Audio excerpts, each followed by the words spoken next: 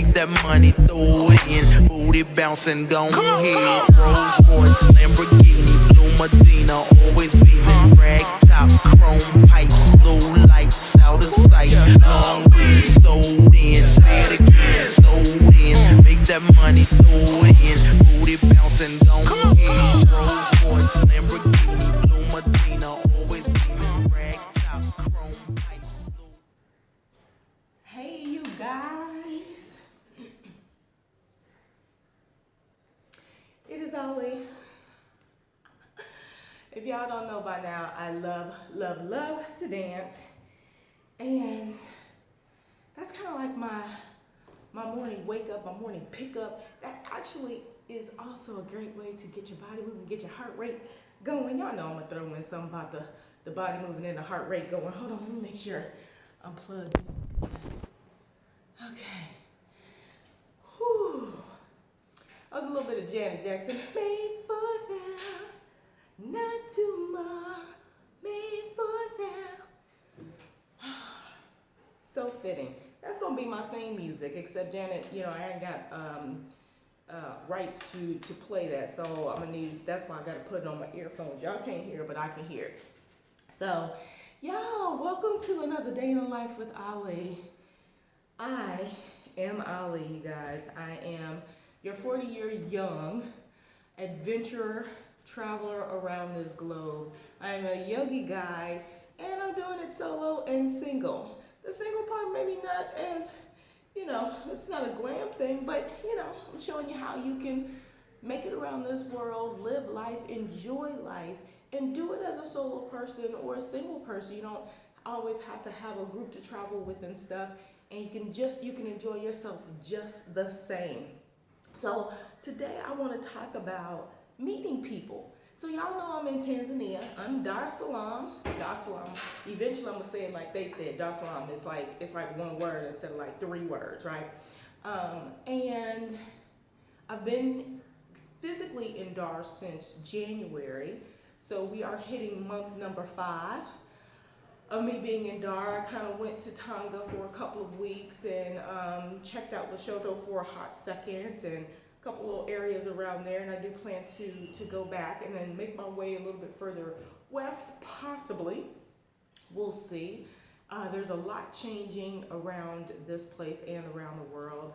But I hear a lot of people ask, you know, what is it like? What is it like for a single person? What is it like, you know, to live there on your own? Are you afraid? Are you, do you get out? How do you make friends? How do you meet people? And so when I got here to Dar, I didn't know anybody in Dar. Not one person in Dar, matter of fact. And one of the things that I purposefully did, intentfully did, was rent in an area that I knew was walkable and known as like an expat area. Because typically in those you could at least walk around and find people, number one, who speak English, that are natives and locals, as well as meet other people who may share commonalities with you. Doesn't necessarily mean they're going to be of the same ethnic background or whatever, but you're going to find some commonalities that kind of make it a little bit easy to can maneuver in this world, and then start to find the nucleus and the people that, you know, you want to call your acquaintances and friends. And let me tell you, I lucked up, I was blessed up, as we say, from the get up. A not so great experience turned into a beautiful experience where I ended up meeting a group of people, or, you know, a couple one-off, a little handful, a little niche of people who I still keep in contact with, socialize with. I'm still welcome there, welcome around in my spaces. You know, we share resources, we are building together, we are helping each other grow in so many different ways, and that's what works for me. And I understand everybody doesn't have my personality. I get it. Trust me, I know. And you don't want everybody to have my personality.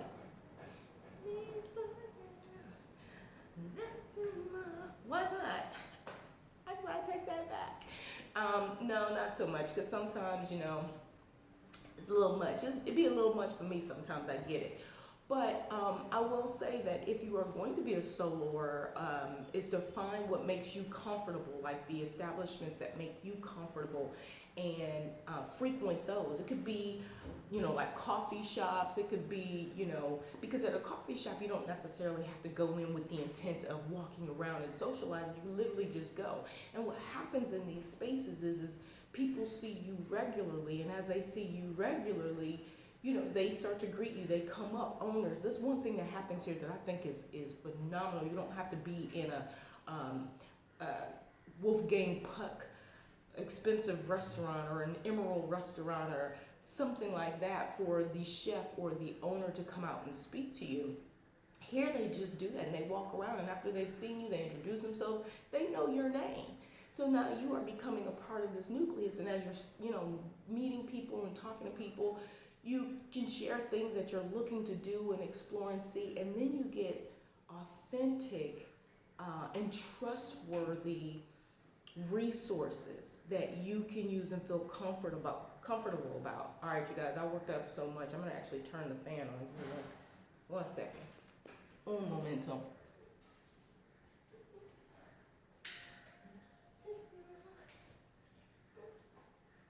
Okay. Let's see if I can get a little bit of brightness jumping off. So with my happiness to dance, it's an opportunity to be wild and free, and I don't have to be tamed. Just let it be. So anyway, put my mic back on. That usually helps with the clarity. So yeah, meeting people, and everywhere I've gone, I'd say with the exception of one place, everywhere I went was a fantastic experience in terms of meeting people and still maintaining those connections with people. I just feel like this is so dark. Maybe that's better. Makes the window look white, but let's see if that stays. All right. So, how do I do it? Like I said, you know, my personality is such that, you know, I'll reach out and talk to people, and, you know, sometimes it's just asking a question. And I will say that the circle that I was introduced to, and so blessed to be introduced to, definitely helped kind of forge that forward. Even where I am now, I keep getting, you know, blessed with being put in the right spots, where I can kind of, you know, navigate this and manage it on my own in the bits and pockets and exposure that I want it to be in, right? I don't have to be forced into things or,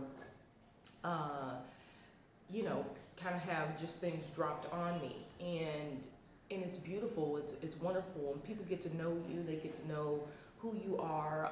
You keep in mind that a lot of places when you travel, a lot of those people haven't left their country. They know nothing about you. They may not have ever met an American. They may not have ever met a Black American.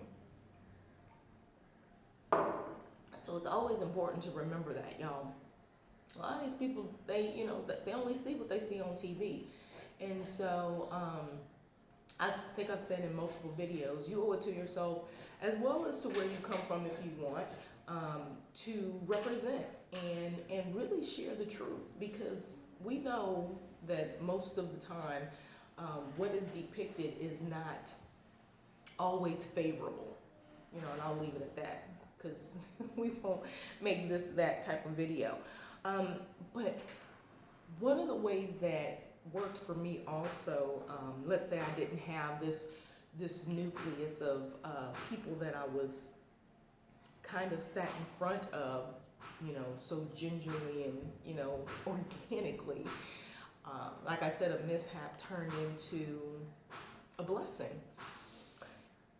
But I will say, number one, like I said earlier, is try to find an area that you're comfortable in. Do a little bit of research before you go. And I only did a little bit of research. I'm gonna admit, I didn't do much of anything.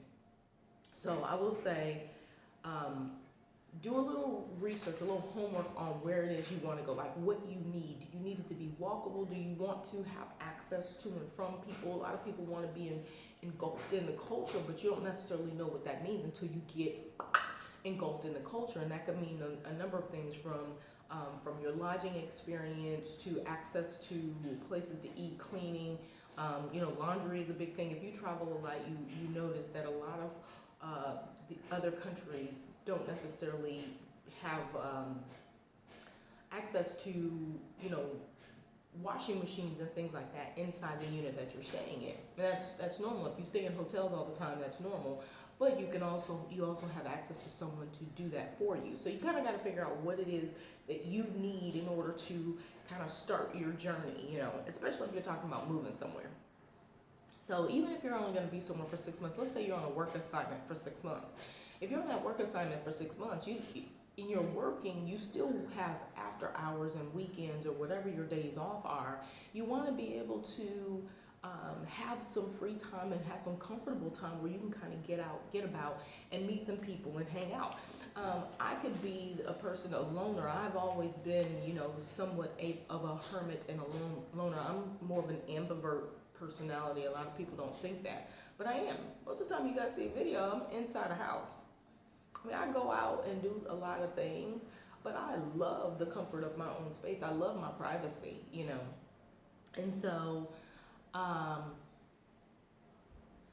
we all, I think, not all, a good majority of us yearn for companionship and friendships, and even if it's you don't necessarily want to be around people all the time, but you want to get out and enjoy a smoothie, a cocktail, maybe a walk in a certain area, things like that.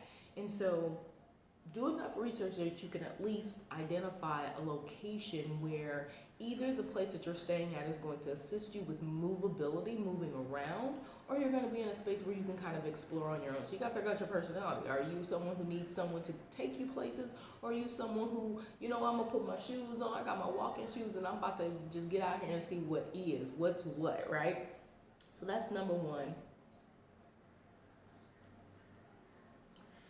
Because it's always about your lodging.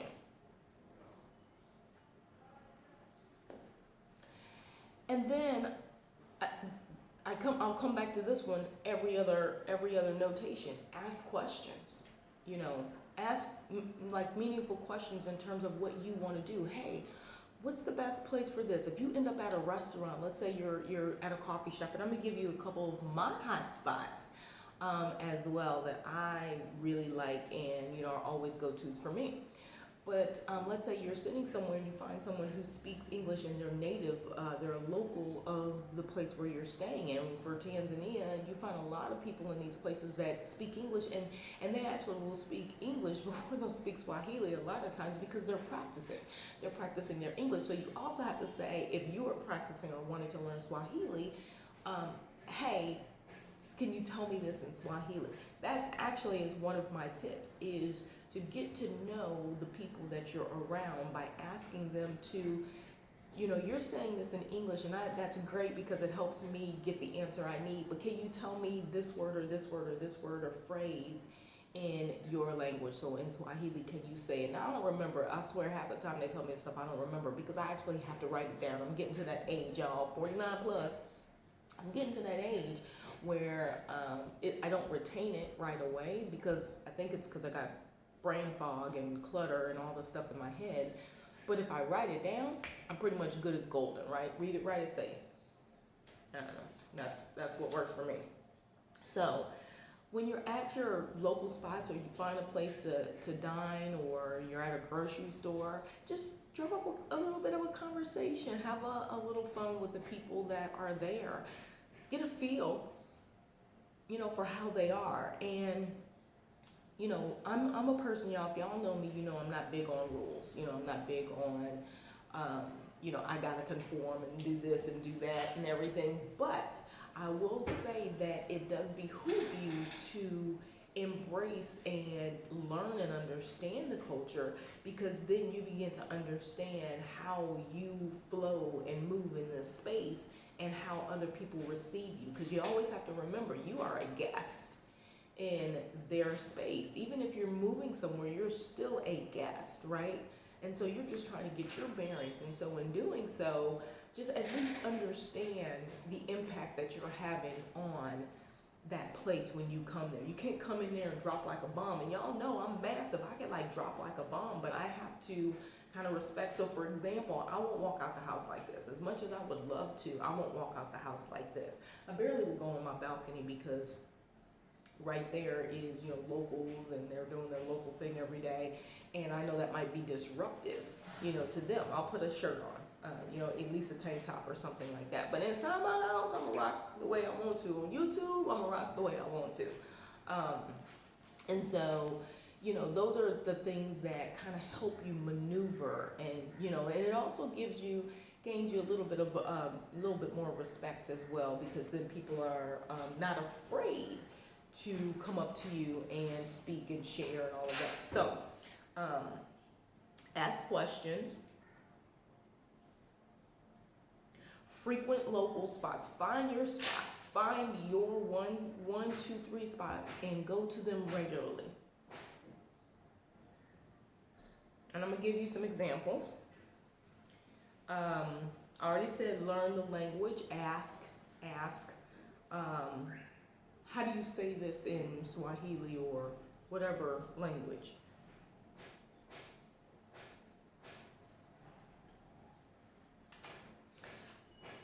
And, you know, one of the things I'm working on, y'all, is I'm putting together kind of a guide, you know, things that I've learned from lodging. I have stayed in 13 different places. I've lived in 6 or 7 different areas in Dar es Salaam alone. Little towns, I guess they call them. They're not cities, but they're like little towns. And so I've got a little experience with what's where, you know, what that feels like, what access you have, and things like that. And so I'm gonna be putting some of that stuff together, compiling that as a kind of a working document, or resource guide for you guys. Because as you're doing, I know as we do these YouTube channels, a lot of times, you know, you guys have a lot of different questions, and just being able to have something to click on when in your own spare time, I know is really helpful. That helped me a great deal, is to be able to go, okay, I don't have time to do this right now, but let me go click on this later.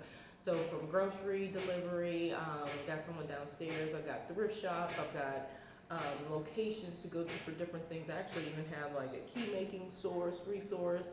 One of the hardest things that I am having trouble with, and with really being able to refer, is a Dalali, because I struggle with what they are and what they do. And the places that I had the most success and were the best for me, I found from people that I knew and not from using a Dalali service here.